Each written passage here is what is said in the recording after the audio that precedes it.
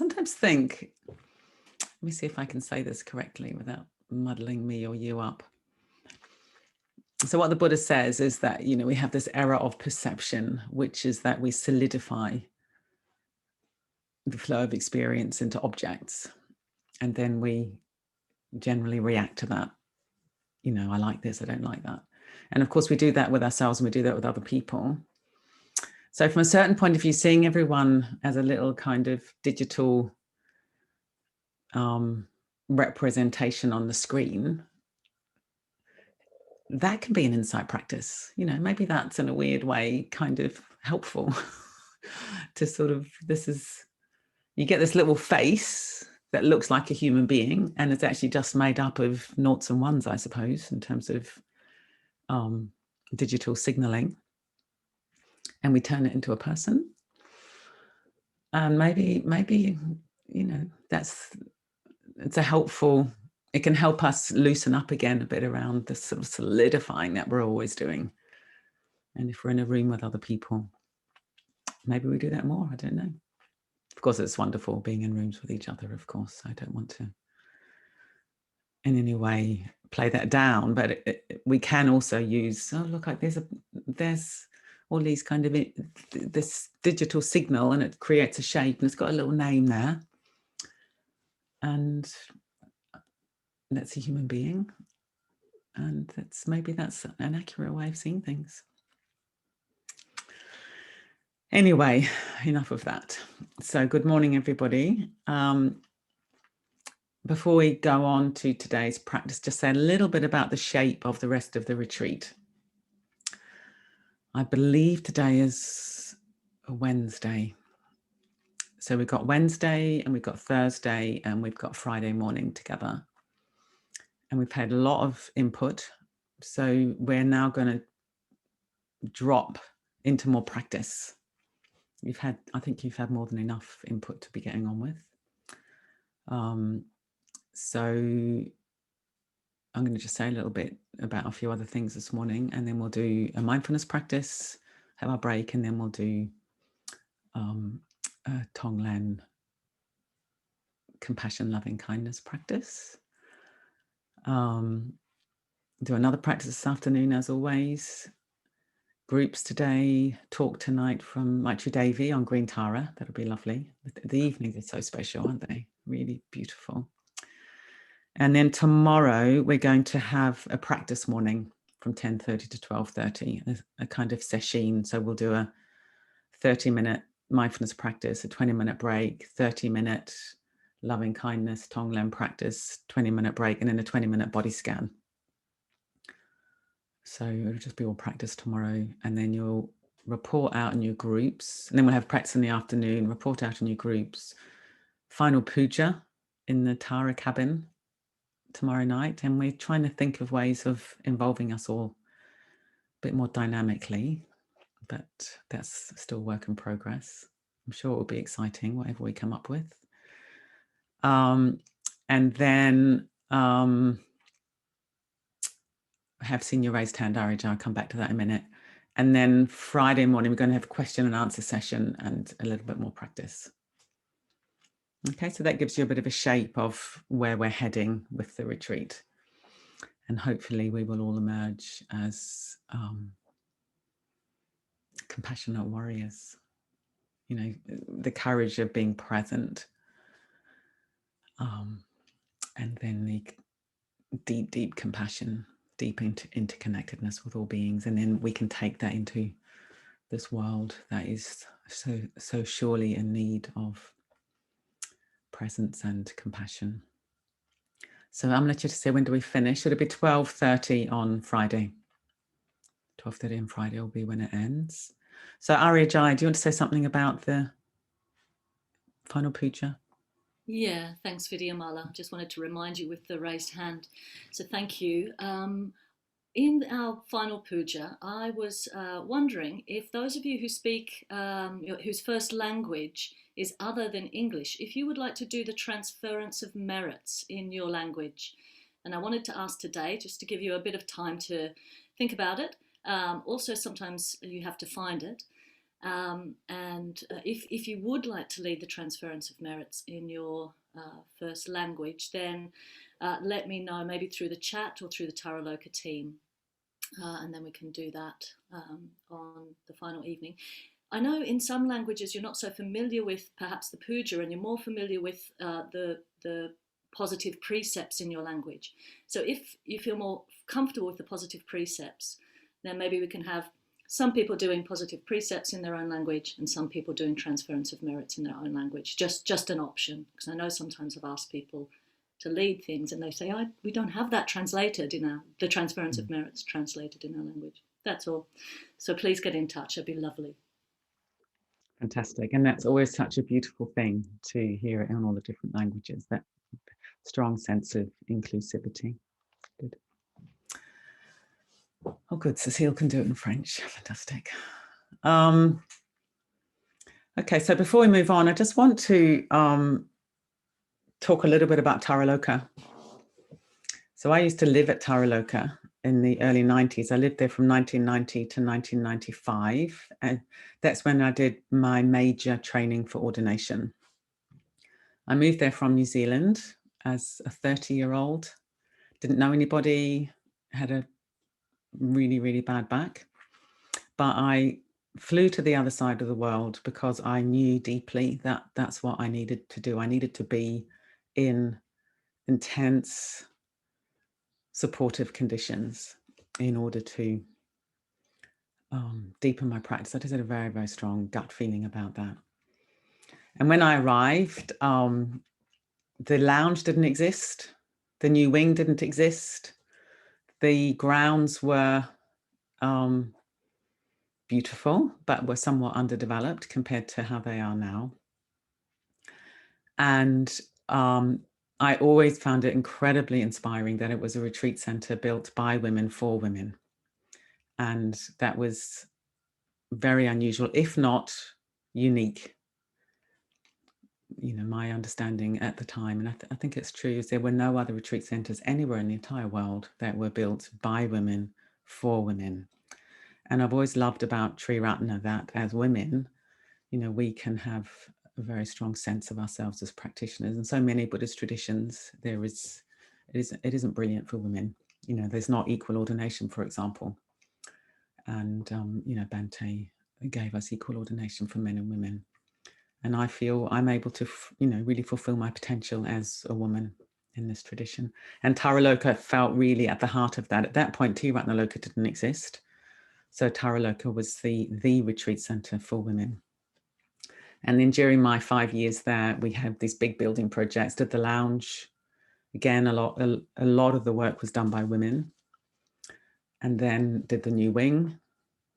I mean, my memory is when I first went there, we did the lounge, which was an amazing project. And the barns out the back, that was basically where you went for a fag.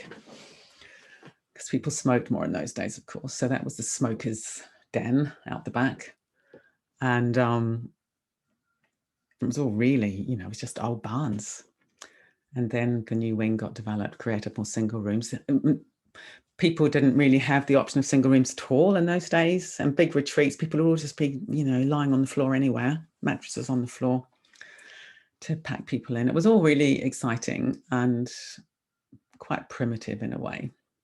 And of course, now what we've got is this absolutely beautiful retreat center. And it feels such a privilege to be able to run this retreat through the Taraloka community. And I heard from someone the other day who'd been at Taraloka recently on a solitary, I think before the previous lockdown, but because Taraloka's been offering solitaries. And she said, Taraloka is looking amazing and it's waiting for us to be able to come back. It's not looking neglected. You know, the Taraloka team have used this time to paint and decorate and clean. And it's looking really beautiful. There's that new landscaping project outside the shrine room. I can't remember what it's called. Earth Sky Garden, something like that. Really beautiful and overdue. I remember when I lived there, you know, all that time ago, I used to look out the shrine room on the wasteland and think, won't it be good for someone to do something about that one day? And they've done it, and they've done it beautifully. So amazing. And we need, as women, we absolutely need these places to survive. And like so many places, Taraloka has taken a massive financial hit with the pandemic. They haven't run in-person retreats since last March. So that's nearly a whole year. They've definitely exemplified how humans are adaptable and creative and turned their hands to becoming producers of online retreats, becoming technical experts, and creating conditions where here we are, 114 people gathered from many different countries, able to hear the Dharma through the Taraloka kind of infrastructure, as it were. And when in-person retreats may start, who knows when that will be, it's probably going to be capped at 12 people because of social distancing requirements. So, that's going to be a huge financial hit as well. And currently they're projecting a £50,000 loss this year because of the pandemic. God, I had a real emotion there. So if you felt able to give some dana to Taraloka, then please feel follow that response. It's very much what we're teaching on this retreat. Let go of the part of us that holds on to things and give freely. So if you have an emotion of, oh yes, I would like to give, I would like to help, then I would just encourage you to follow that. I just follow that impulse, because that will be a good thing for you and it will be a good thing for Taraloka. I'm very aware that some of us have taken a financial hit personally through the pandemic. So of course, I'm not wanting anyone to do anything that's going to cause you hardship. But I'm also aware that for many of us, and I include myself in this category, we've got what the economists call pent-up demand. It's such a funny phrase, which means that, we've still had an income and we've been sitting at home not spending it for a year because we're not driving anywhere. So we're saving on petrol. And in my own experience, there's only so much online shopping one can get satisfaction from. So it may be that actually you've been saving money over the year. I think quite a lot of people have, which doesn't in any way deny the fact that I know some people have been massively hit. So if you're one of the people who have been saving money, you could consider sharing that with Taraloka. And wouldn't it be amazing if Taraloka is still there in 100 years, 200 years, and they'll look back on these legendary times of 2021 and how 2020 and 2021 and how Taraloka turned towards the adversity of the pandemic and rose to the situation and continued to provide the Dharma to women all over the world. I also know that many of you have already been very generous. So if you've already given and you feel, you've given all you can, of course, that's brilliant. And thank you so, so much. So I just wanted to drop this in as a kind of personal appeal as one of the old girls of Taraloka. And I do feel quite emotional while I'm talking to you. Just how significant Taraloka has been for me. And I know it has been for probably thousands of women over the decades. So I think Taraloka are going to put the link, there it is. And obviously don't do it now because we're about to meditate, but in the tea break, that will be left open. And maybe if you felt moved, you could actually just do that in the tea break. Certainly in my own experience, to give when the emotion is there is much better than thinking I'll do it later, because if I think I'll do it later, often I don't do it at all. So perhaps you could think about doing that in the tea break. Okay, good. So what's the time? Okay, good. I've got lots of clocks and they've all got slightly different times on them, which is very curious. So the Dhamma section of the Satipatthana is quite complex, and I'm not really going to go into it hardly at all. It's quite a lot of lists. It's I did have them printed out and I haven't got them anyway. Let's see if I can remember. You've got the hindrances, you've got the skandhas, you've got the 6 sense spheres, which is incredibly hard to say. You've got the awakening factors, and you've got the 4 noble truths. So it's a whole series of lists, but the scholars seem to agree that the heart of the Dharma section is the hindrances and the awakening factors. And the hindrances, as we will know, is sensual desire, aversion, sloth and torpor, restlessness, anxiety, and doubt. And I've put a handout on this on the Padlet, so you can, those of you who want more kind of information can look at that later. But I'm aware that some of us probably don't want any more information, and you never need to look at it ever if you don't want to. And then the awakening factors is a beautiful spiral path. Starts with mindfulness, knowing what's actually happening. Investigation of dharmas, which means investigation of your subjective experience based on the dharma. So you're beginning to tune into, is it wholesome, unwholesome, skillful, unskillful? So you can choose where to rest your awareness. And then there's energy, there's joy, there's tranquility, there's concentration, and there's equanimity. So really, I love the awakening factors. It's called the Bodhisangas. Very beautiful spiral path. And the equanimity here is synonymous with enlightenment. So it's an incredibly deep, still, non-reactive, unbiased mind. So it's like the absolute bodhicitta in the Mahayana system. So but the way we're going to address this morning is very, very simply. We're going to be coming close to our experience and then noticing where we've got contraction,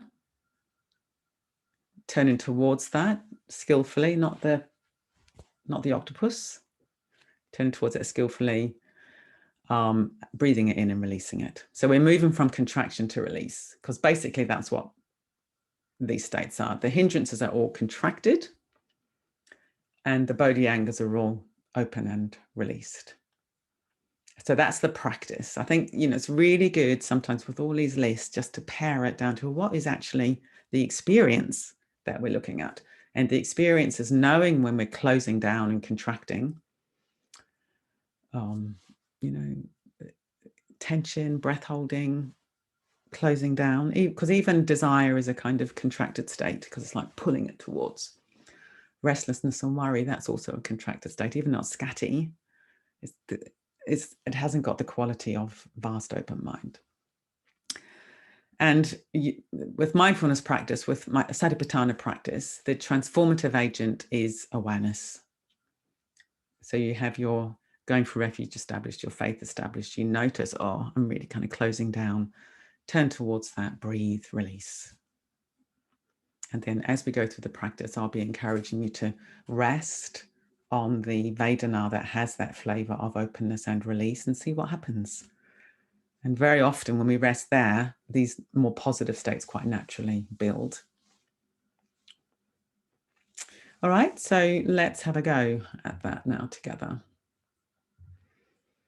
So choosing what I'm going to do is have a minute to stand up and stretch. So let's just have a moment to stretch our bodies before we go into the practice, and then in your own time, getting your posture ready.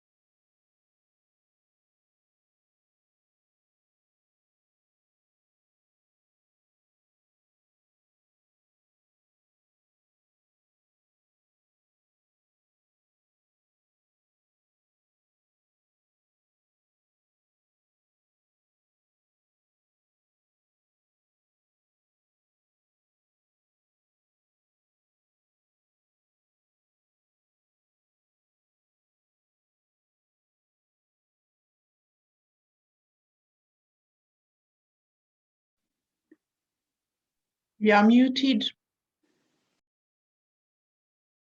Thank you. So yes, I was just saying, allowing the weight to settle, having this quality of yielding without collapsing. So there's release, letting the body be supported, and still vitality, aliveness.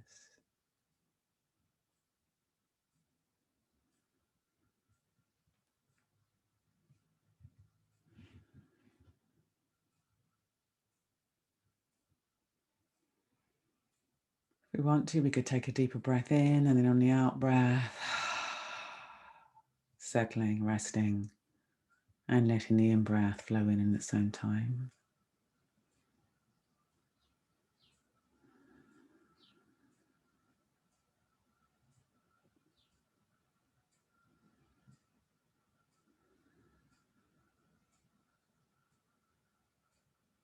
I'm going to read from Bhante at the end of his book on the Satipatthana, Living with Awareness.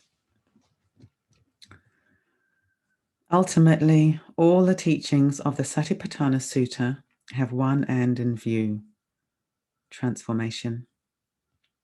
This goal is approached on the basis of the defining principle of Buddhism, that states of consciousness never arise haphazardly, but are always the product of definite conditioning factors. To bring about certain results, we have to know the right way to go about changing those conditions. If we want to bring about certain mental states, we have to be clear about how those states actually arise. Our habitual modes of mental activity seem to plow on through the waves of life like some enormous ocean liner, regardless of our best intentions. But even the supposedly unsinkable Titanic sank, though it took an iceberg to sink it.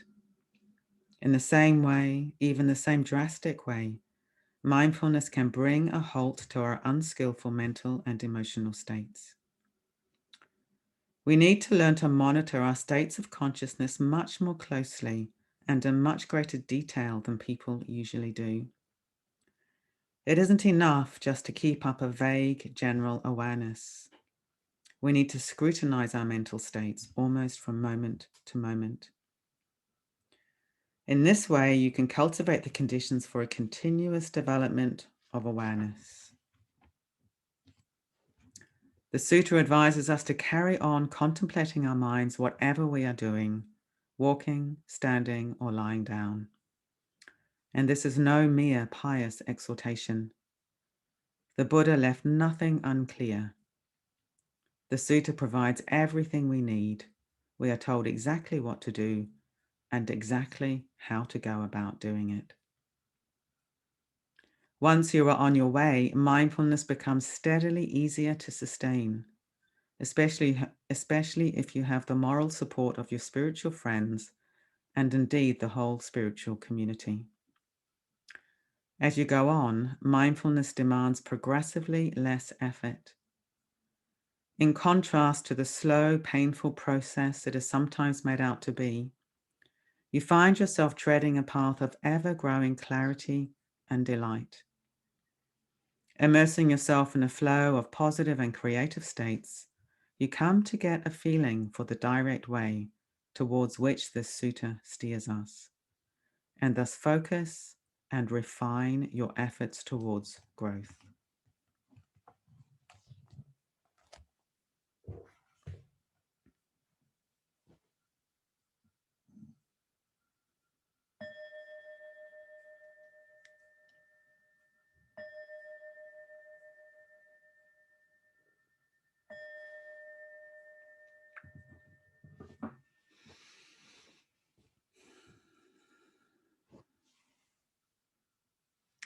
So first of all, having a general awareness of the whole body, position of the body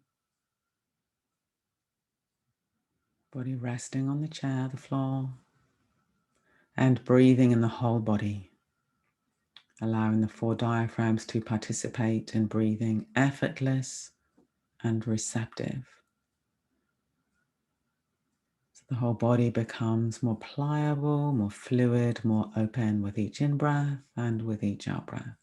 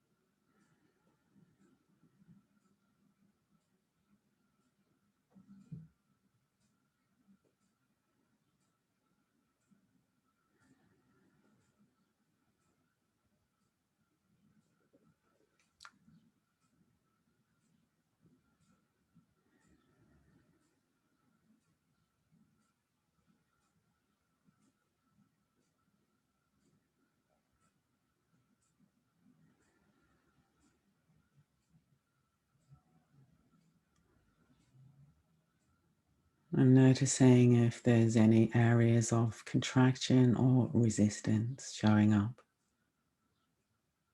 And be sure to welcome these into our field of awareness so we're not leaving anything out.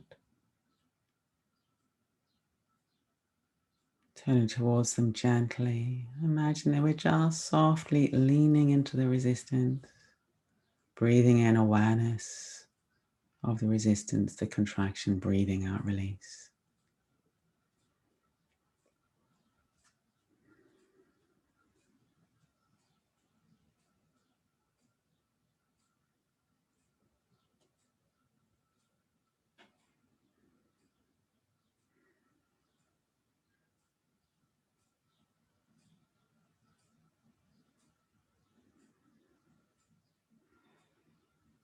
Teasing apart the narrative and allowing it to be Vedana, arising and passing, arising and passing. The simplicity of present moment awareness and moving from contraction, tightness to release, openness with each breath cycle.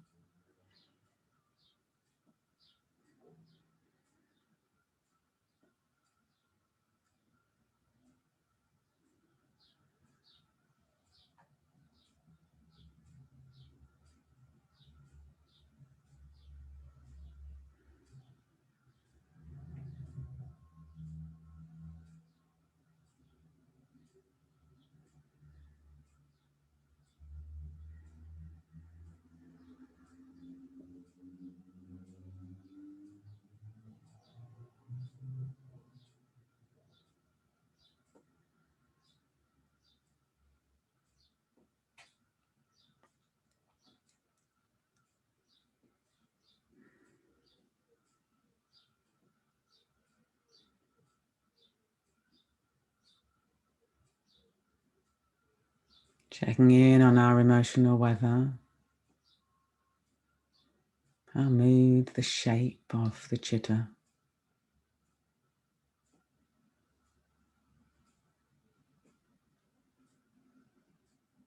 Is this aspect of our experience tending towards contraction, or is it tending towards resting and vastness? Broad open awareness. Again, we're not trying to sort of understand it in a certain way, but just feeling it directly. What is actually happening without harsh judgment? Letting go of expectation and being with what is right now.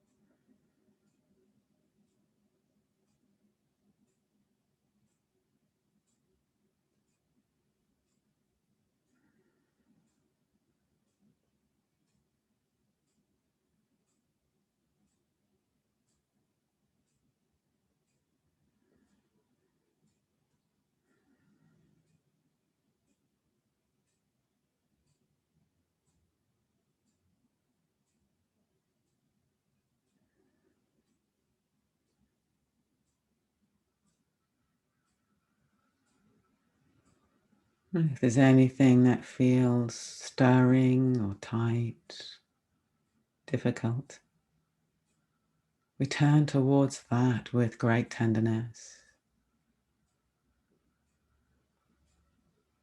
Breathing in, acknowledging it, breathing out, love, tenderness towards ourselves.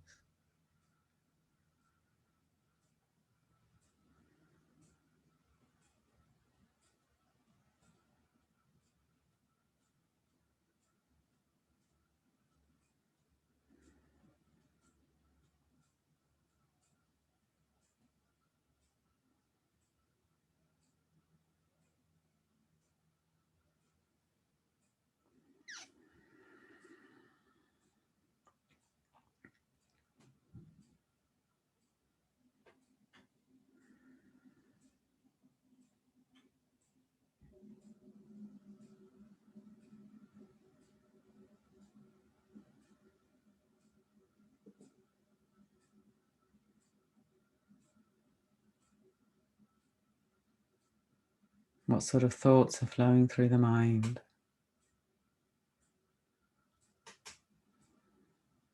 Being curious,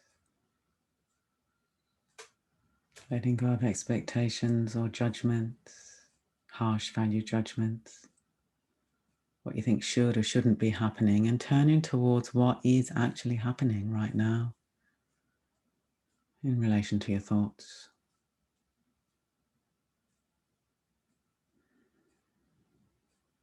Are they thoughts tending towards desire or aversion, dullness, worry, doubt?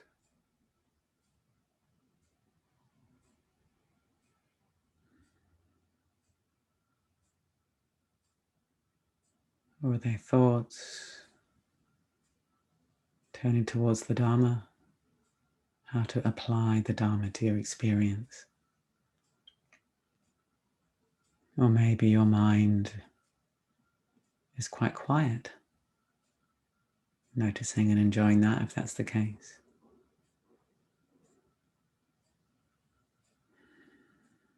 Seeing if we can look at our thoughts rather than from our thoughts. So we're resting back in awareness and becoming aware of the thinking mind, how it functions, what's happening.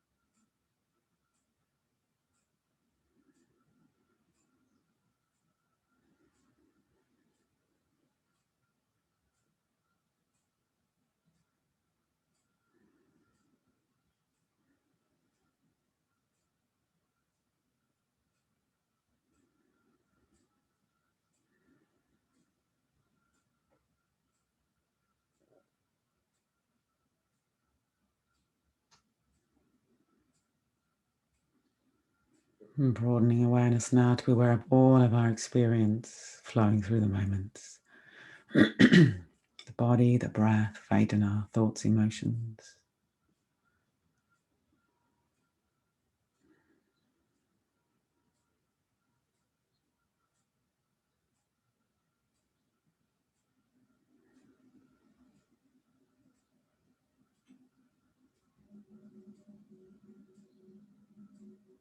It's like a great orchestra of experience. Sometimes it's loud, sometimes it's soft and delicate. We're just aware of everything.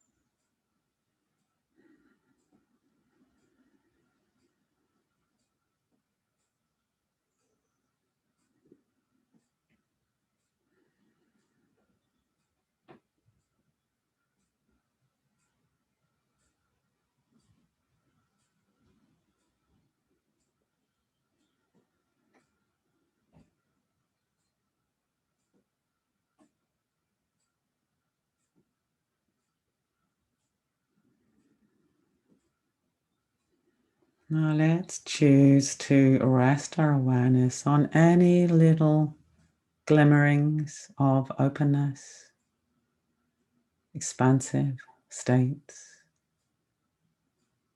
Maybe felt around the heart area or somewhere else in the body. Resting our awareness there very lightly, so we're not forcing or straining, grasping.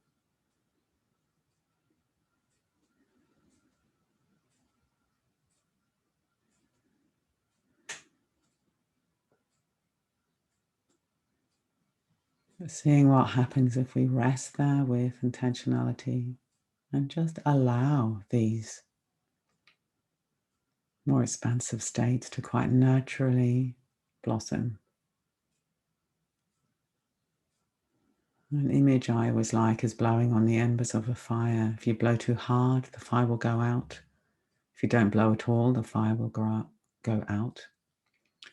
If you blow very delicately, receptively,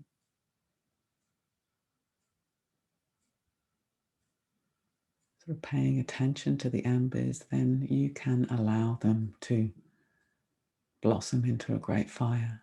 So similarly, we can have that kind of attention around these seeds of joy, these glimmerings of release in the body, the heart, the mind. So let's spend a few moments dwelling there.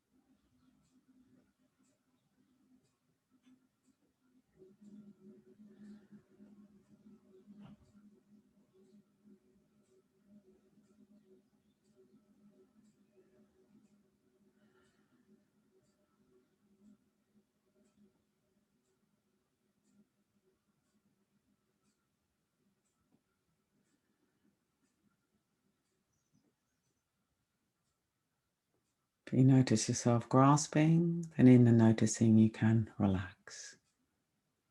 If you notice yourself drifting, then you can come a little closer, be a bit more curious about the exact, precise experience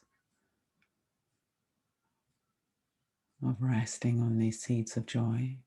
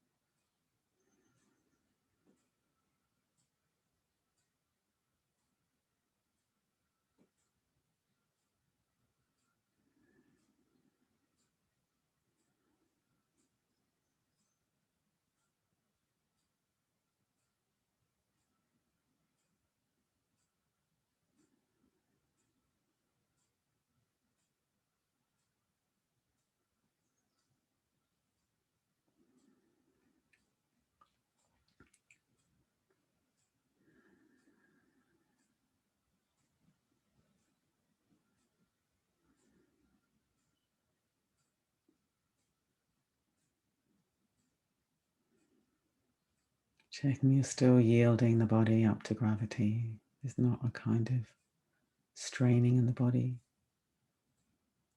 Body soft, open, breathing. Fluid body, fluid mind, fluid heart.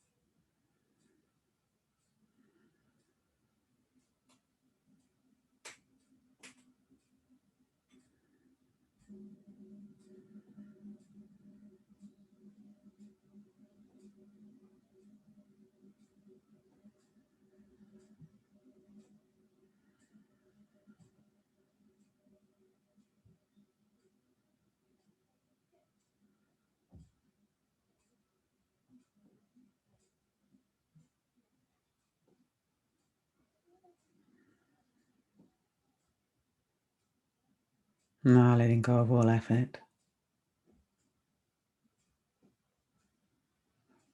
Dropping into just sitting for a few moments.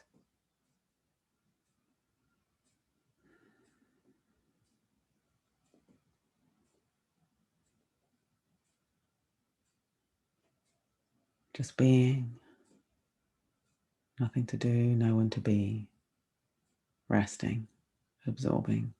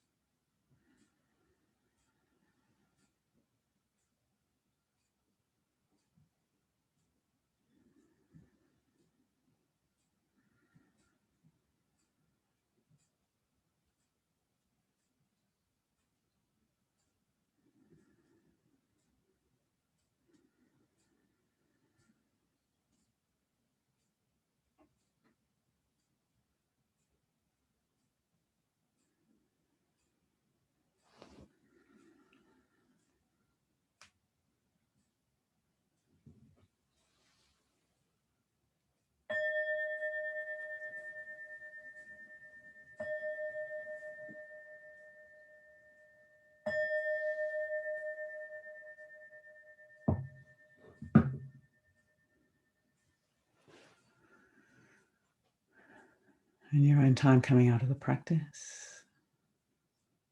Moving the body however you want to, keeping the breathing soft as you move.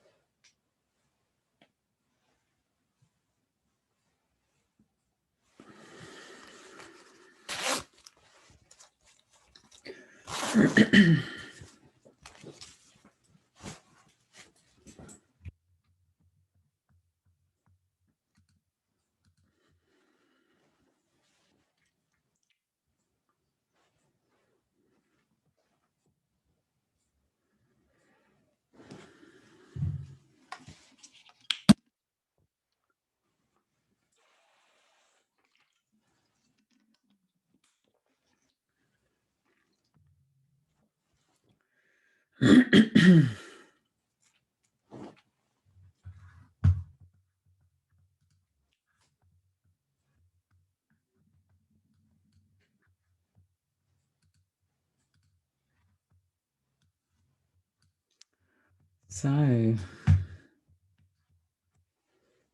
anyone like to share what you noticed in that practice? Mo. Thank you. I've really appreciated all of the meditations. Normally I find it easy to get into, but this week I think there was a lot of resistance there for myself. But I want to discuss a phenomenon that happens to me, and it seems to be when I get deeper into meditation, because my brain is bringing in things like, I'm mending the floors at the moment. Should have used this glue? Do I need to shop? So you got all this nonsense. What I say to myself is just take 2 deep breaths. And when I do that, what tends to happen is I get very, very hot. And it's almost like there's steam coming out my ears. I don't know if I go red, but I feel like that. And what I've started doing recently is thinking about Amitabha. Mm. And this seems to settle things. But this phenomenon of getting really hot, I'm well past flushes, so no, it's not that. And it's the only time it happens to me is when I seem to be getting deeper into meditation, and sometimes I can feel a bit disappointed that it takes me away from the meditation. So I just wanted your view on that. So the getting hot takes you away from the meditation. Yeah. Mm. Well, I think from a mindfulness point of view, then is my sound funny? My sound all right? No, Yeah. okay. From a mindfulness point of view, we just notice, or we are aware of what's happening. So what's happening is you're getting hot, and then it sounds like there's maybe you've got an expectation it will take you away from the meditation based on past experience, but actually who knows what's going to happen now. You've never had this meditation ever before, so we just turn towards whatever's arising. Yeah. And I can't really give you any reason why it would happen, but in it, again, from a mindfulness point of view, it doesn't matter.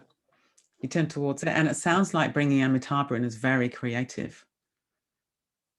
And that from what you were saying, is when you brought Amitabha in, you weren't taken away from your practice. No, but the heat disappeared. And when this first started, it was like I was taking off jumpers and then I'd get really cold and then put them all back on again. So I decided not to do that. Good. But generally about 15 up to 20 minutes into my meditation. And it's usually at a time where I feel I'm really settling, and I'm really sort of getting more and more grounded in it. And then when this happens, I've got this awareness of physically the physiology of what's happening. I mean, the other thing that sometimes things like physical pain, it's said that they can help us stay present, because we've got this thing happening in the body that is requiring attention, in the sense that it's so easy just to push it away or react. So it sounds like with the heat, you could think, oh no, not this again. But you could think, oh, okay, what is actually happening? What is this experience of heat? Then it can be really, really interesting, like to follow the sensations. What is this thing I'm calling heat? Where am I feeling it? What's the quality? What are the exact sensations? And make that something that you include in your meditation. But I think bringing Amitabha in is very creative. Thank you. And I feel that I don't sort of move away from it. And there's been points where I really think, well, this feels good, because I feel as though I'm getting deeper into my practice. But of course, that's all in my imagination. I don't know. But so it allowed me to explore it a wee bit today. Yeah, good. And when you explored it today, what happened when you stayed with it? It felt very reassuring. And it just felt like a good place to be. Yeah. And especially with this sense of Amitabha out with and within me. Yeah. Good. I mean, it's quite interesting in the chat box. Someone said, I heat up and I realize it's when I over effort. And then someone else has said, I have the same thing. I think it may be a form of pretty. A form of Pretty, which is energy release. So when we go deeper, there can be energy that gets released. It can be experienced as ecstasy. It can be experienced as tingling in the body, sense of uplift. That's what I usually get it as, kind of energy, like sort of openness in my body. So heat could be a form of that. So we do get all kinds of different things happening as we go deeper. And the mindfulness practice is to turn towards it and stay with it, which it sounds like you're doing. So well done. Yeah. Thank you very much. Thank you. Good. And then Vidyamala is saying, me too. I take it as a sign I'm getting absorbed. I know it will pass, and stay with the sensations and my reactions. Good. So that's the practice. Yeah. Okay. Who was next? Maybe Kat. I'm not sure it was me, but I don't know who it was. I think I was third, but I'm not sure who was second. hang on. Well, let's go with you for a minute. Yeah. Thank you. I just thank you so much. I just had a lovely time. I felt like I might actually be starting to work out how to meditate. And the first thing I kind of noticed was a real straining, because I kind of wanted to get into those real positive states. And I think that I felt that had a really good motivation behind it, but like I was kind of bringing myself back from that and saying, no, that's not how you do it. You have to just kind of come and sit with what actually is, not what you kind of want it to be. And that felt lovely. And then we've got some neighbours out the back are having some kind of building work done, so there's some kind of drilling or banging or something like that, and there was a very loud kind of abrupt jarring noise, and the voice came in and just kind of said, like, that's fine, that is fine. And I get this sort of thing a lot. And I looked at it a bit more, and I realised actually there was a voice before that was underneath that was saying, I don't like that. And I looked at that. Like that's the kind of I don't know if that's the Vedana, like my kind of inner 2-year-old almost, that's sort of saying yes and no to everything quite a lot.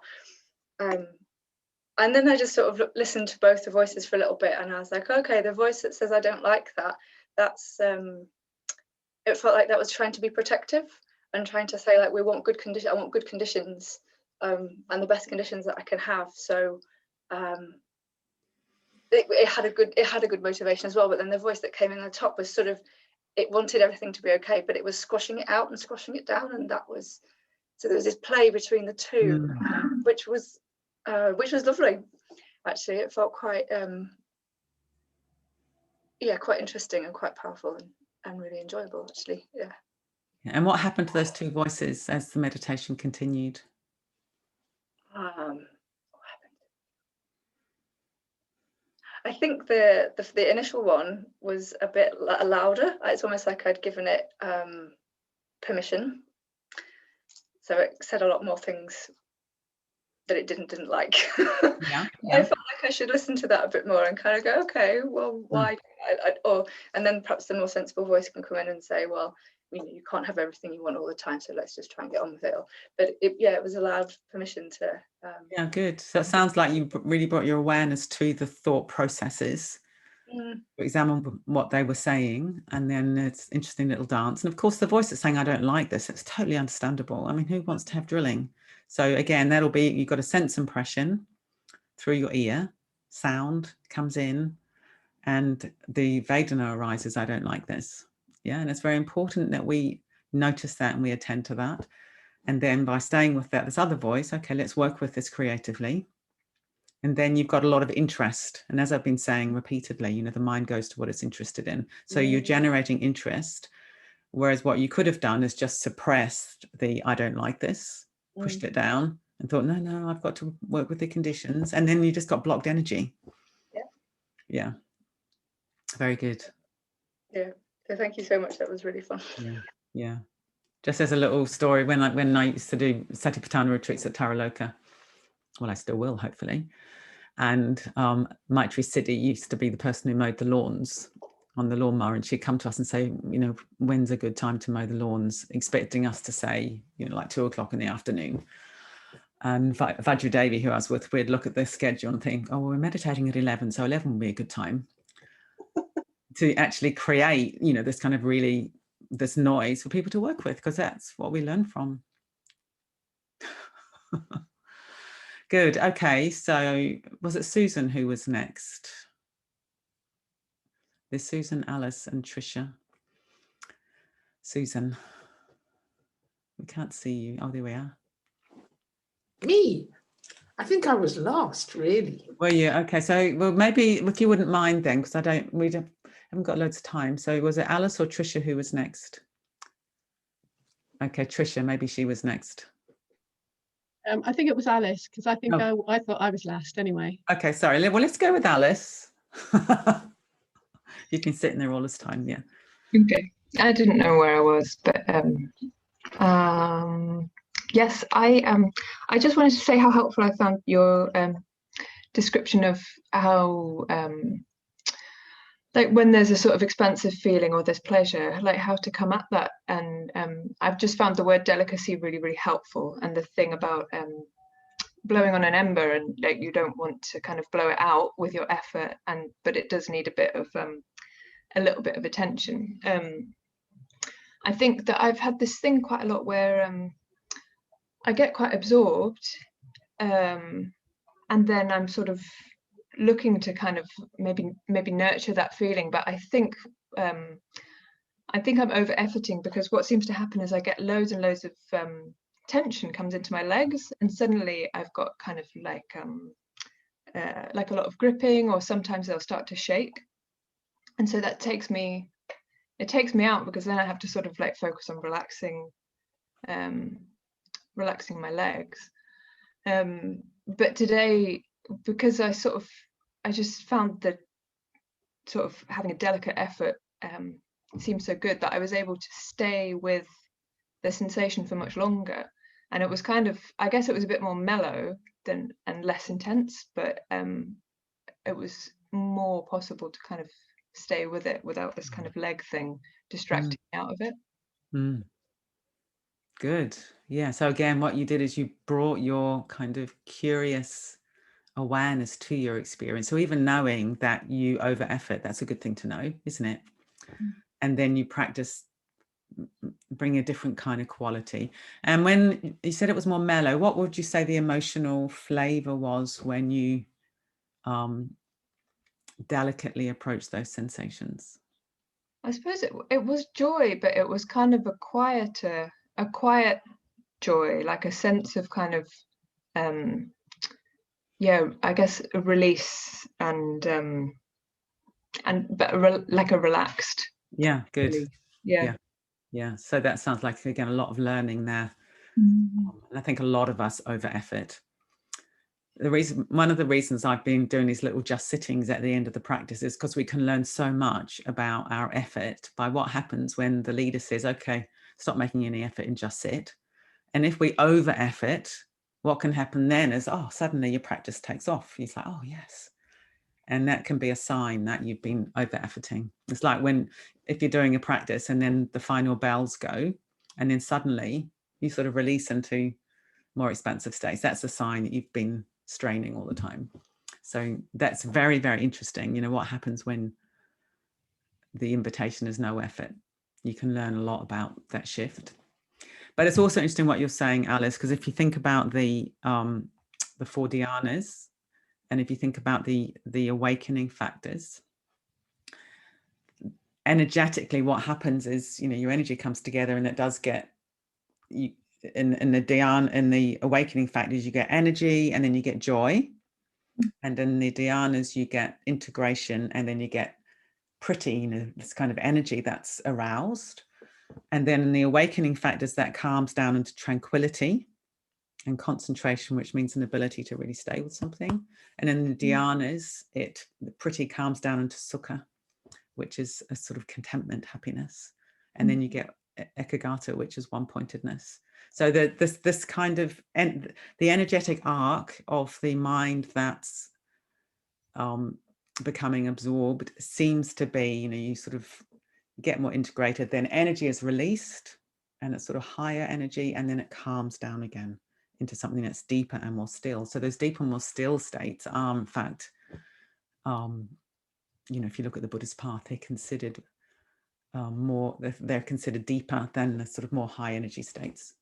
So when you said it was a different quality and it was calmer, maybe that's a sign it was actually deeper. So I think the energetic arc of the awakening mind is really interesting. Okay, so I'm afraid, Susan and Trish, I think we're probably going to need to leave it there just so we get our breaks. But we'll do another inquiry after the next practice. And actually just notice what your mind does when I say that, because what can happen is people think, oh, I really want to talk next time, and then spend the entire meditation rehearsing what you're going to say. So just notice if that's what happens, and, you know, just notice it, let it be there. Okay, so what have we got in the chat box? Good. It's wonderful the way you're engaging with each other. I really appreciate that. So it's quite a lot of people who get hot. That's very interesting.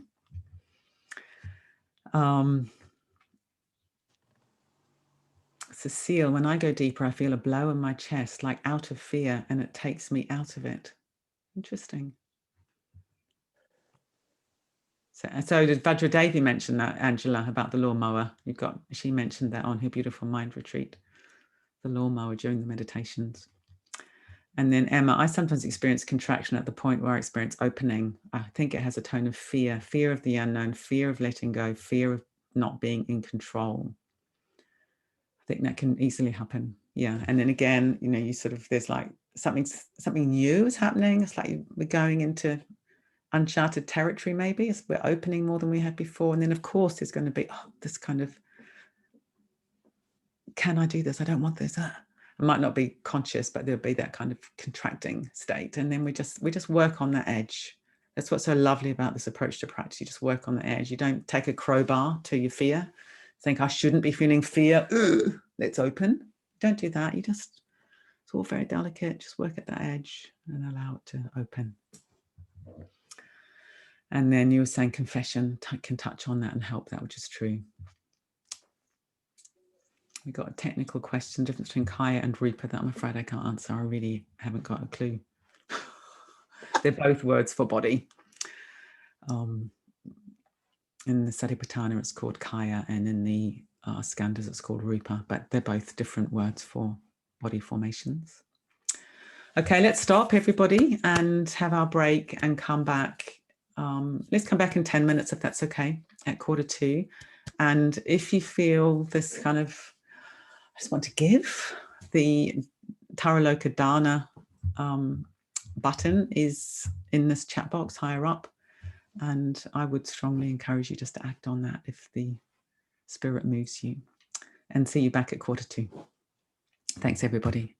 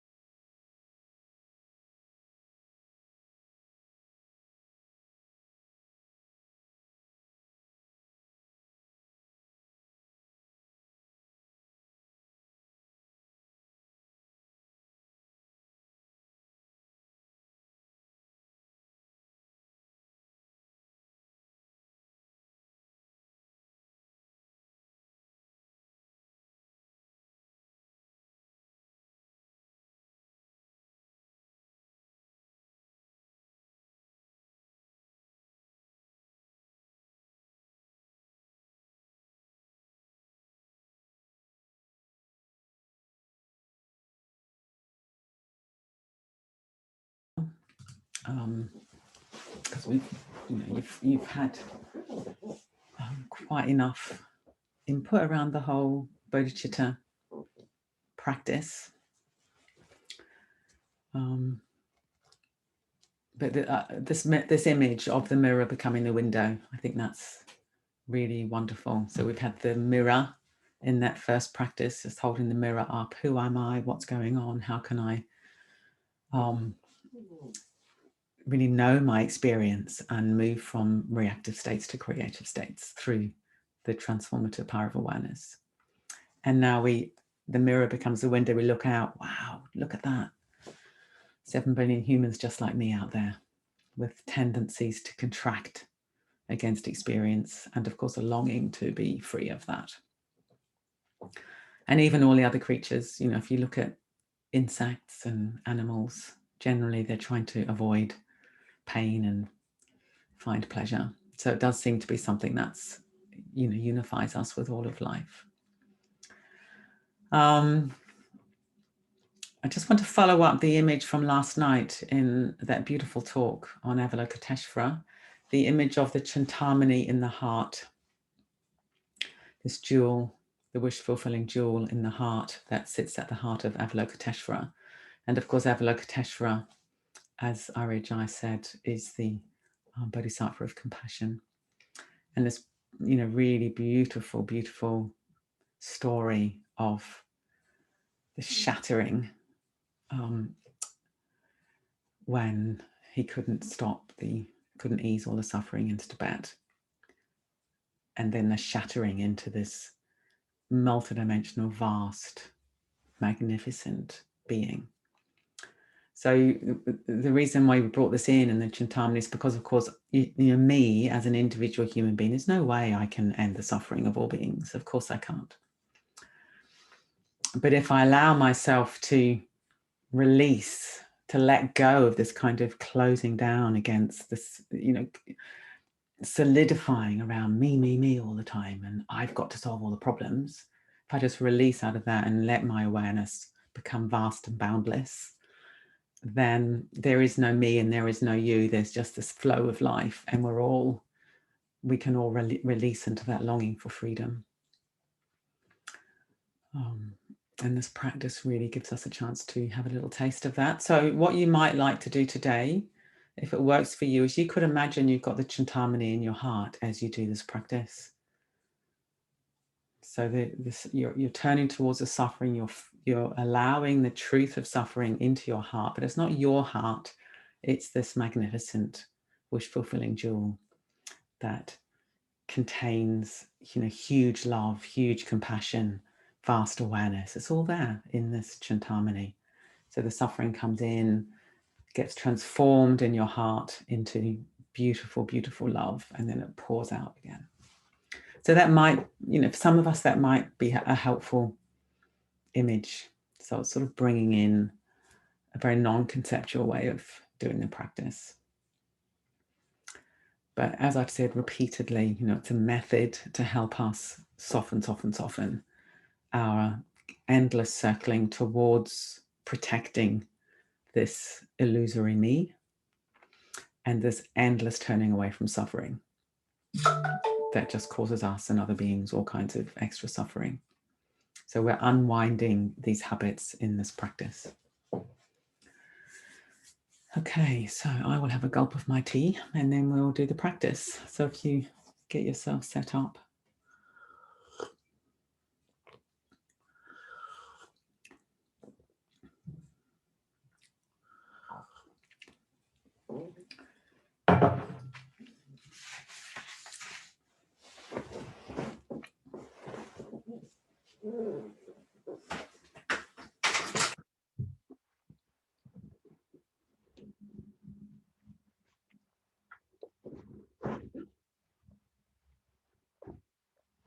I think we'll do it in 3 stages again. In this session, we'll do ourselves, first of all, which will be very much following on from what we did before the break. And then we'll move on to a friend and then all beings.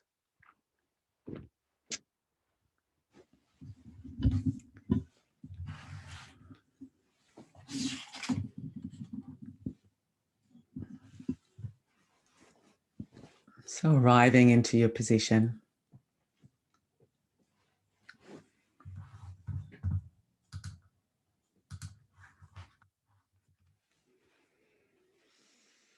In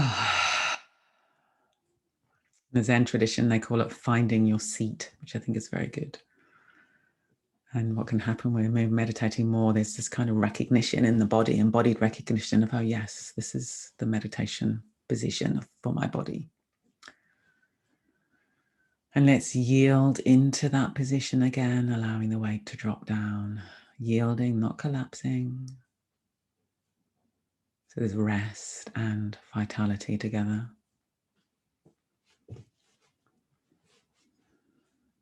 Befriending gravity, befriending breathing.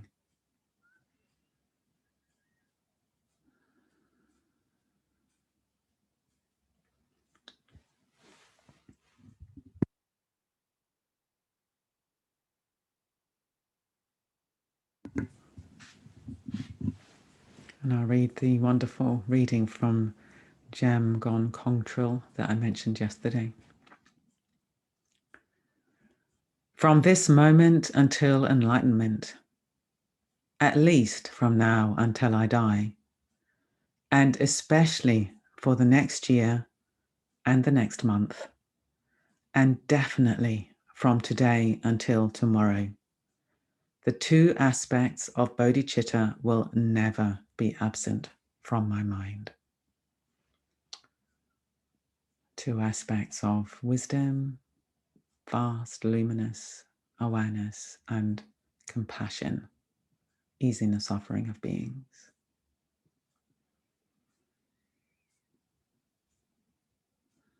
So spending a few moments just dropping our awareness very deep in the body, resting inside, breathing inside the whole body, allowing the four diaphragms to participate effortlessly, receptive to the flow of breathing in the whole body.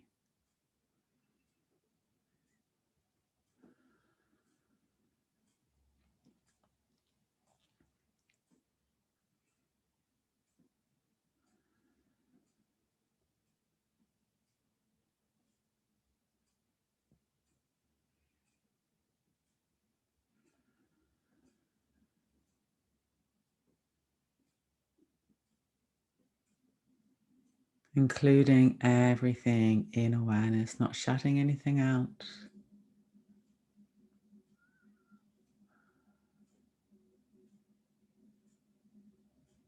The unpleasant, the pleasant, the confused, everything is welcome in this field of awareness.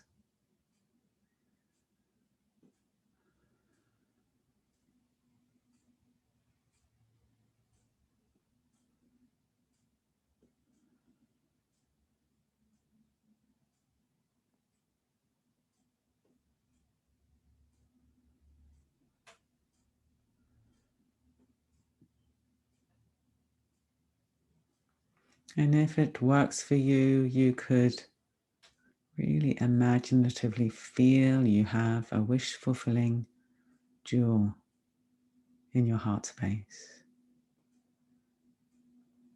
Radiant, luminous, shining, beautiful,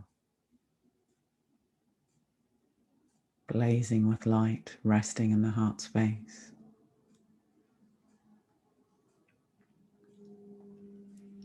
Capable of transforming anything into compassion, into love, into freedom.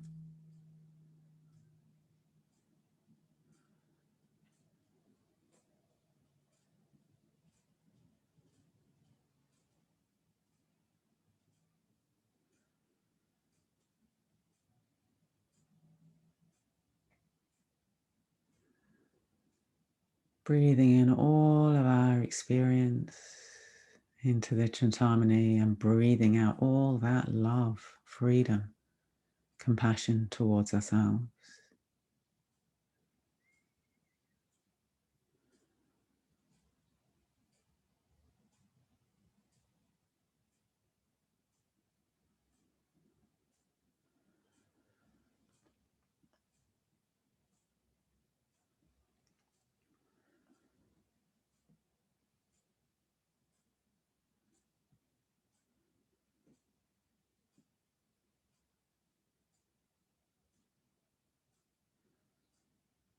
Just noticing if you're straining.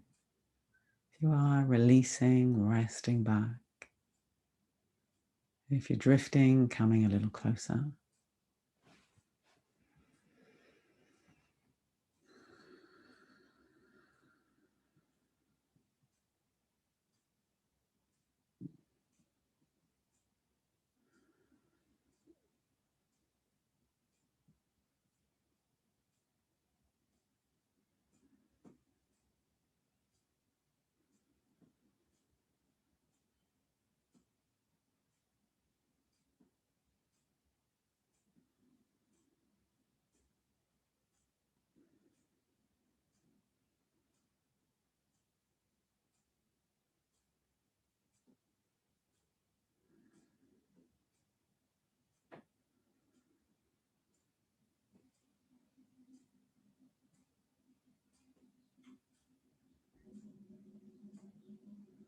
And Chintamani is completely unbiased. Receives everything. Pain, pleasure, aversion, craving, confusion, stuckness. Everything is received and transformed into freedom, release, compassion, kindness, pouring back out into the whole body, heart, and mind.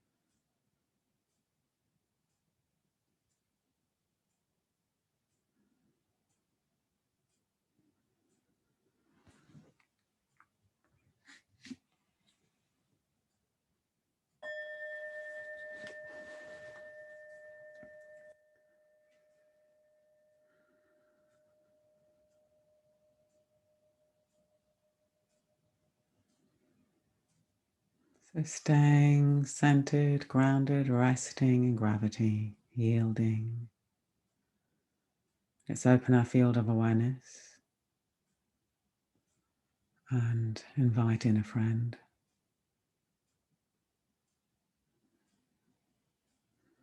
Resting with the friend, giving them the gift of our attention. Letting go of views, opinions, ideas about this person, and seeing if we can meet them afresh in this moment.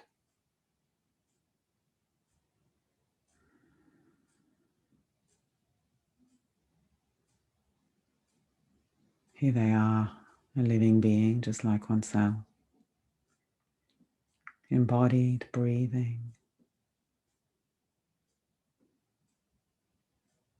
A mass of Vedana arriving every moment. Tendency to push away the unpleasant, cling on to the pleasant. Circle round the neutral, get bored, drift off. Minds that tend to identify with this experience go into aversion, greed, delusion, stuckness, scatteredness.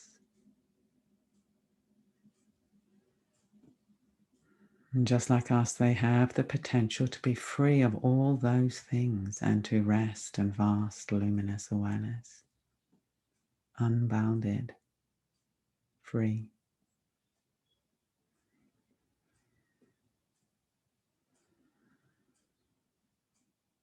So on the in-breath, we breathe in all their suffering. And the Chintamani transforms it. And we breathe out love, well-wishing, metta, wishing them freedom.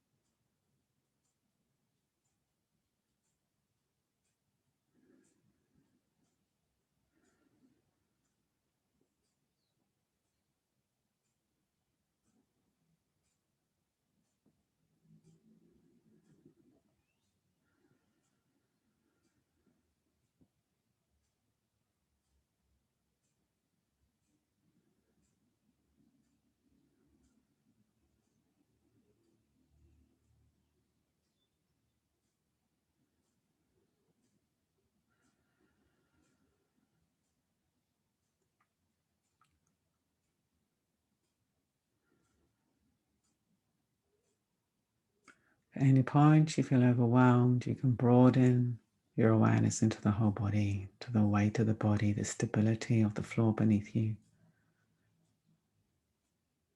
Maybe resting in the feet and the hands for a few moments. If you're feeling a bit blocked and numb, and coming closer, getting more curious. Maybe about the Chintamani in the heart. What does that feel like? Or the mystery of this friend before us. The mystery of what it means to be alive. Really entering the mystery with the friend.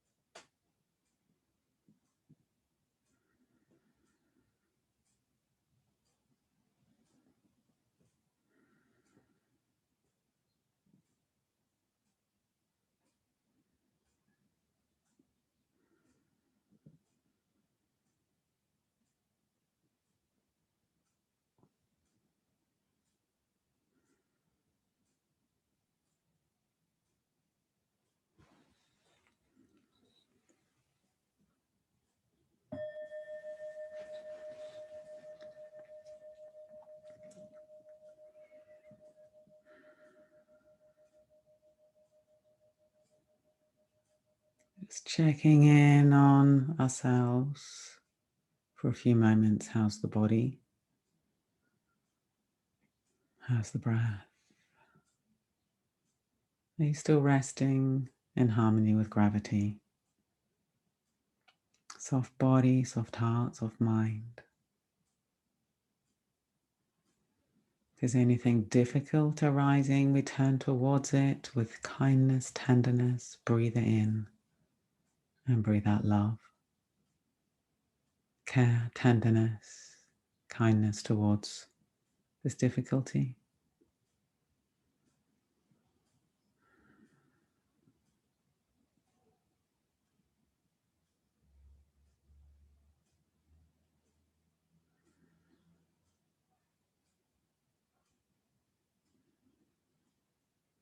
Now opening our awareness to include all of us here, 113 of us. Compassionate warriors, willing to be with ourselves, willing to open our hearts to others, willing to face the human condition. Brave, soft, kind, connected. So you might want to imagine that we're all in a space together as three-dimensional beings. A big room or a field or a garden or a vast plain. Just whatever works for you, socially distanced and yet connected.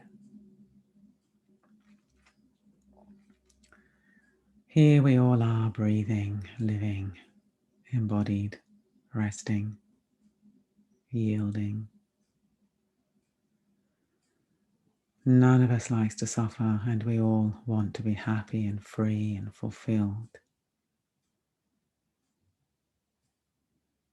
All of our behavior tends to be responses or reactions to those basic drives.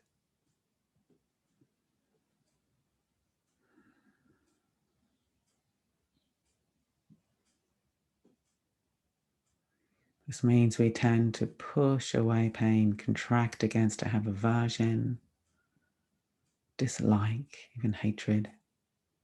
We tend to grasp on to pleasure with craving, greed.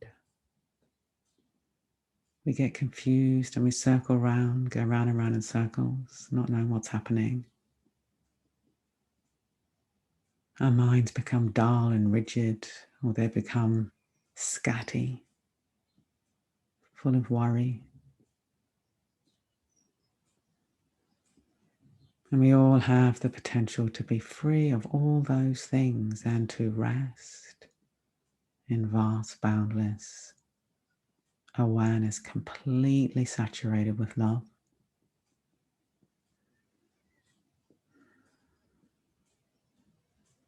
Chintamani in our hearts is the transformative agent, magical, luminous.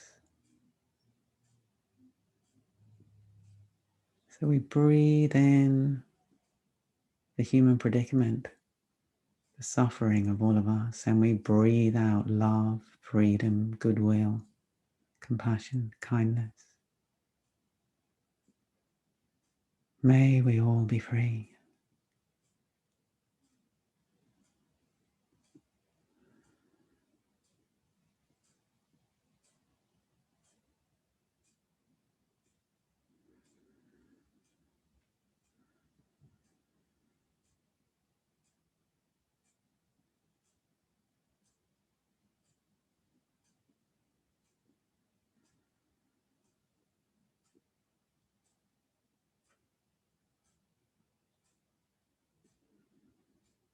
Seeing if we can let go of preference and bias and liking and disliking,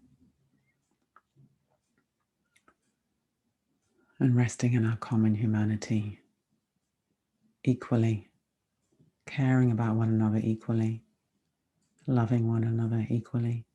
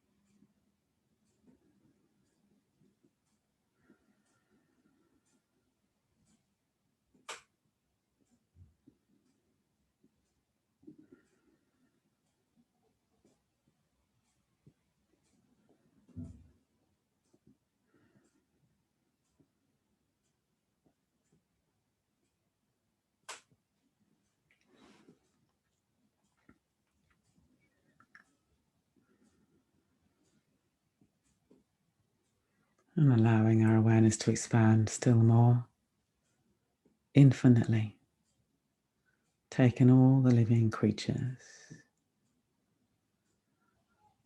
moving away from pain, moving towards pleasure, with all the reactive suffering that follows, the aversion, the craving, the confusion.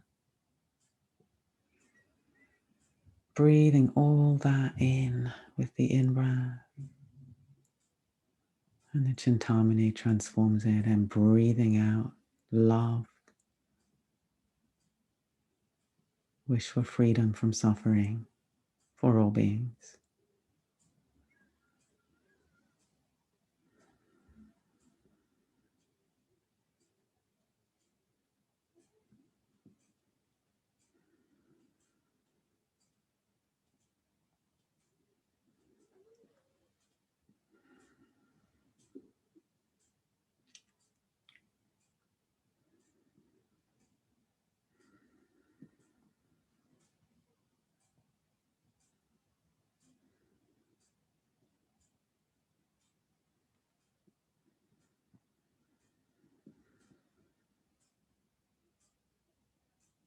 Again, asking yourself, do I need to relax or do I need to come closer?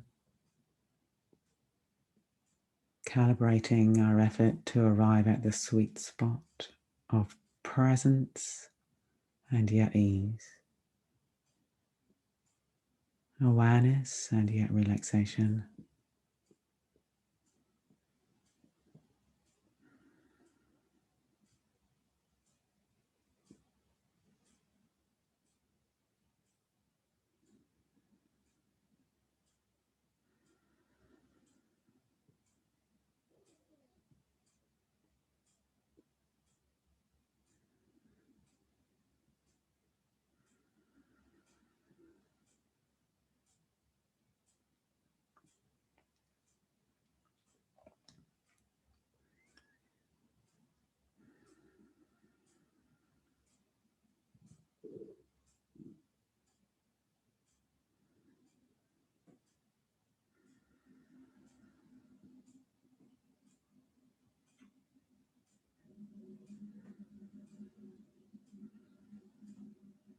Allowing this field of awareness to bring ourselves to the foreground of awareness, the body resting, breathing, and the whole body Chintamani blazing. So allowing the focus on all the other beings to fade. We're not shutting them out, just bringing ourselves to the foreground. And let's let go of all effort and just sit for a few moments, absorbing the practice.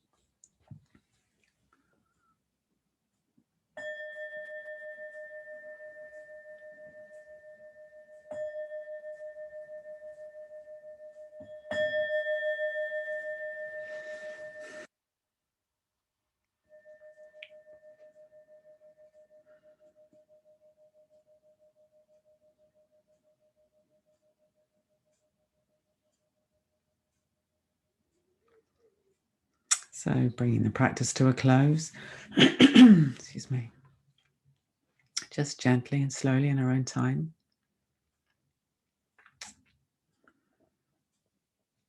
Making our way back to the computer if we want to, or you can just stay listening wherever you are.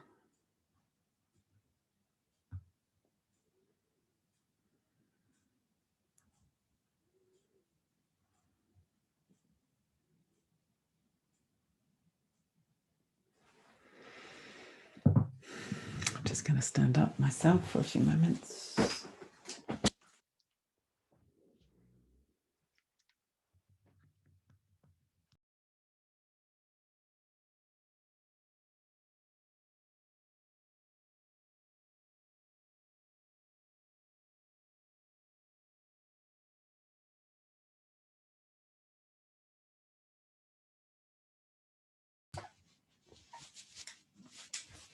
Okay, so again, if anyone's got anything they'd like to share that they experienced in that practice. Hello, Kat's little boy. Nice to see you.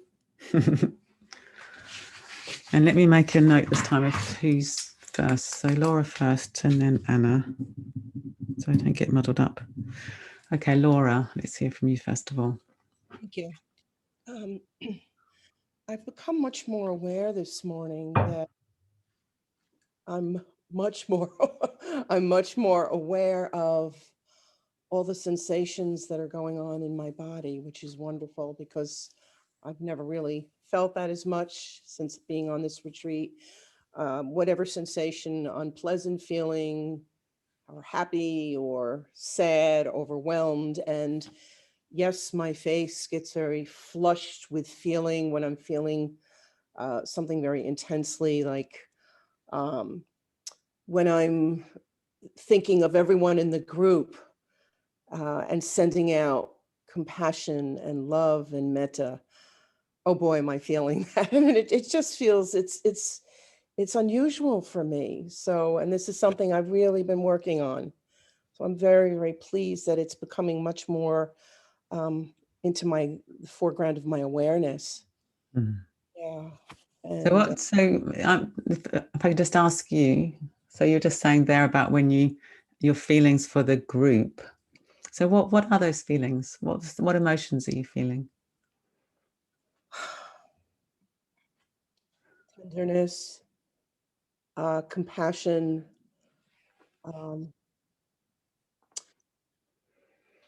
a sense of love, just really these people across the ocean from me. It's amazing. It's just amazing. And I remember going back into the meditation earlier, how you had talked about Taraloka, and in my meditation, Taraloka came up and I had an immediate response. I started to cry when I thought of Taraloka possibly struggling, and so much more is coming into my awareness. Which is really so sweet for me. So sweet for me. The other thing I'm interested in is you're saying you're feeling a lot more sensations in your body. Yes. And I'm imagining that's probably a mixture of pleasant and unpleasant. Yeah. Yes, it is. And yet you're saying that is good or pleasurable. So there's also something very interesting there, because of course we might think it's good not to feel the unpleasant, just to block it out. We think that's maybe a good strategy. But what you're articulating is by letting it in, yes, it leads to a more open heart. Do you think? Is that what you're noticing? And much of what the sensations, the Vedana, they were not pleasant. Yeah. And instead of saying this is annoying me, or this is, oh, stop, I wish I wasn't feeling this, I'm saying unpleasant or pleasant or neutral. Just it just felt more like second nature to me, rather than something so foreign, which has always been the case with me. Yeah. Wonderful. Yeah. Lovely, lovely. Thank you so much. So I guess, again, you're articulating it's better to be awake than asleep, even if being awake involves more unpleasant. At least, we're alive and the heart can open. Yes, absolutely. The thing that I've really learned in all my work at Breathworks and in my own experience with pain is if you're closing down around the unpleasant, you're closing down around everything. Absolutely. That's the deal. So you might not feel the pain quite so much, but you've numbed your heart. And so you're not really able to be awake. And I know that the resisting, we suffer more. Yeah, Absolutely. exactly. Yeah, Absolutely. good. Lovely. Thank you so much, Lauren. It's lovely to have you here from New York. And I gather you're getting up at some ungodly hour in the morning. So all kudos to you and all empathy. Thank you. Yeah. Okay, so Anna. Yeah, so I sort of during the practice I was I think, well, I was sort of really trying, actually, like really trying to sort of put the things that you talked about into practice. So I don't know, I was kind of having like a visual sense of the Chintamani and the kind of the breathing in some sort of brittle pain, and then as I kind of breathed out through the Chintamani, yeah, having a sense of kind of coloured light and things, and I was kind of connecting with that on quite a conceptual level, I think. And then I don't know, when it kind of broadened out to imagining everybody on the retreat, I kind of, I put you all in a field, and then I put you all in a giant shrine room, and I was kind of like trying out lots of different things, and then kind of, I don't know, like really trying to engage my imagination. And then, but I also had this sense of like, actually, like you are trying quite hard, but it was like, anyway, when you rang the bells at the end, it was just classic. When you rang the bells at the end, suddenly I had this, I'd kind of dropped all effort, and it was only then that I had an actual emotional response. So it was, yeah, just what you were talking about. Yeah, very interesting. Yeah. And what was your emotional response at the end? I welled up, which hasn't really, hasn't really happened on the retreat so far, which isn't unusual. But yeah, it was just like, it felt much more tender. Yeah, so that's really, really interesting, because it's a textbook of trying too hard, and then when we're given permission not to try, suddenly there's the emotion, and everything is conditioned. And it's possible that when the bell went and you released, and you said you welled up for the first time on the retreat, I think you said, yeah. So there was something there that hadn't been there before, of tenderness. That may have been a consequence of all that trying you were doing in the practice. It may have been, because we can sort of judge the effort and think, oh, I'm trying too hard and I'm too willful. But these things are very mysterious, and it sounds like you were quite creative in the practice. You were trying different things. There was light, there was feeling. You were playing around with Chintamani, playing around with, we're in a field, we're in a shrine room, which is great, to be experimental. And then ding, ding, it may be that release and that emotion that you felt was also a consequence of what you were doing, because you weren't just sitting there gritting your teeth and thinking, I hate this, I'm just going to grit my teeth till the end. That would have certain consequences. You weren't daydreaming, thinking about lunch, maybe, I don't know. That would have a little bit, yeah. But you weren't occupied by that the whole time. That would have had consequences. You weren't rehearsing an argument all the way through.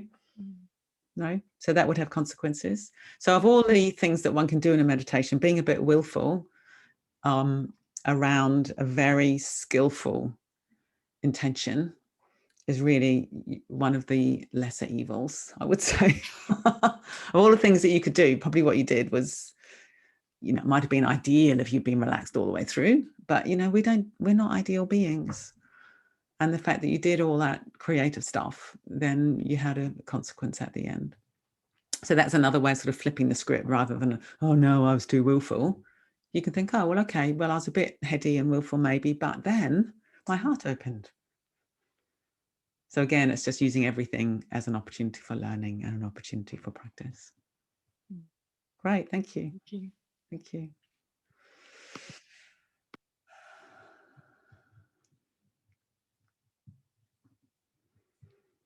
So Robin, wait, are you muted? Well, that was very interesting for me. I think my tendency is to work with the feeling and body in meditation, and I don't consider myself very good at visualizing. So I had a bit of resistance, I think, to thinking about the Chintamani.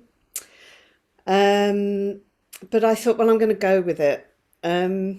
So to start off with, the meditation, what I noticed was my breathing was I wouldn't say it was forced, but it was longer. The breath out and the in-breath were longer than normal. And I just stayed with it, and gradually that sort of settled. And I quite like this sense of this energy center transforming. So that felt quite good. It felt quite warm.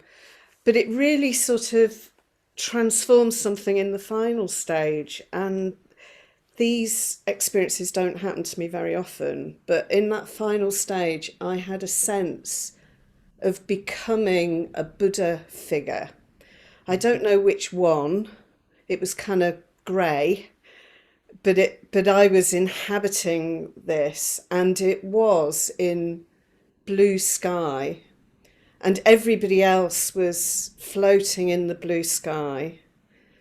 And then everybody, I don't think I transformed, but everybody transformed into stars, and it was just infinite, and it was incredibly beautiful. And I felt very expansive, I felt very peaceful, and I felt very connected. And there was a sense of, yeah, my sense of self being a bit more dissolved. So yeah. And I know it can be a bit sort of off-putting when somebody's had a big experience and they share it. So I don't want to put other people off, but for me it was quite unusual. I don't normally have those kind of experiences in meditation. So saying it's real. Yeah, and I think that's a gift to all of us, just to hear what happened. And I think what I'm very interested in is at the beginning saying, well, I don't I'm not a visual person. I don't normally do this. So what was because we all have views about ourselves. Yeah. But what was it that helped you let go of that view and give it a go? What was the process around that? Well, when you mentioned it, first of all, I just thought, I'm not going to do that. But then when you started it in meditation, I thought, oh, what the hell, I'll give it a go. So it was, I suppose it was just, maybe it was the curiosity, yeah, maybe it's a bit of a warrior coming through. I think there's a lot of learning there. And again, we can all learn from hearing what you're saying, because we all have fixed views and ideas about the sort of person we are, and whether we can do this or not, or whether I don't like all this flaky stuff, or I'm not good at visualizing, whatever it might be. And because you didn't go down that route, because that would have been an easy thing to do, to think, well, I'm just not going to do that. I don't like that. But because you didn't, then you've had this other experience that came from nowhere and sounds very genuine and very beautiful. And I think, obviously that experience is significant, but also I think it's significant for you and all of us listening to this to reflect on, where do I shut down possibilities through ideas about the sort of person I am, or the sort of meditator I am, or that you didn't do that this time. And also, I think it's not uncommon that these experiences, they do happen when we don't expect them. Mm. Because if we're thinking, oh, I'm going to have a big vision today, generally speaking, we won't, because there's a little bit of a grasping mind, and there's also an expectation, and there's probably a bit of pride. You know, I'm the sort of person that does have big visions, so here we go. And then you spend the whole meditation just, you know, anxious about work or something. And it's not uncommon that these quite beautiful sort of openings happen when we don't have that pride. But we also have to we have to let go of the other pride, which is the sort of reverse pride, like, oh, well, I can't do that, because that's also fixed view. So yeah, thank you so much for sharing, Robin. Beautiful. The trap for me is often when I've had sort of an experience and it's through a particular means that I keep going back to that, and kind of it doesn't happen. It shuts. So I think it is about remembering to entertain the possibility, and to be playful, to try different things. Good. Yeah, because if you sit down tomorrow thinking, oh, good, I know how to have that experience, I'm just going to do the same thing, it almost certainly won't happen. But if you sit down tomorrow thinking, well, yesterday was really interesting because I let go of my views about what may or may not happen, and I was playful and I was receptive, and I now know that, you know, there is blue sky and radiant beings all around me. I know that, I've tasted that, but the doorway may well be different tomorrow. Yeah. You know, they're very magical doorways, and they're very shy doorways, very shy. If you go banging on the door, they'll just push back even harder. So you have to, you know, there's part of the skill of meditation is learning, you know, just what is that delicate way of engaging with the doorway to opening. Lovely. Okay, look at this, 12:34, so we better stop. Lovely note to end on. Thank you, Robin.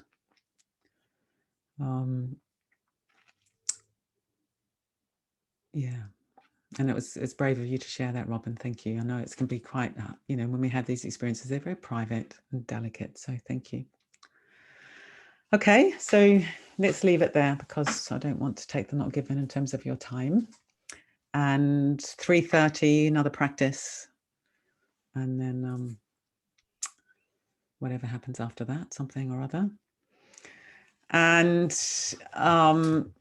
the Taraloka Dana thing is also on the Padlet, because this chat box is going to close down now. So the details of how to give are also on the Padlet. All right, have a lovely lunch, everybody, and enjoy it and taste it, and bits that are pleasant, bits that are unpleasant. Watch your minds, enjoy the world, and see you soon. Lovely. Bye, everybody. Thank you. Thank you. Thank you. Thank you very much.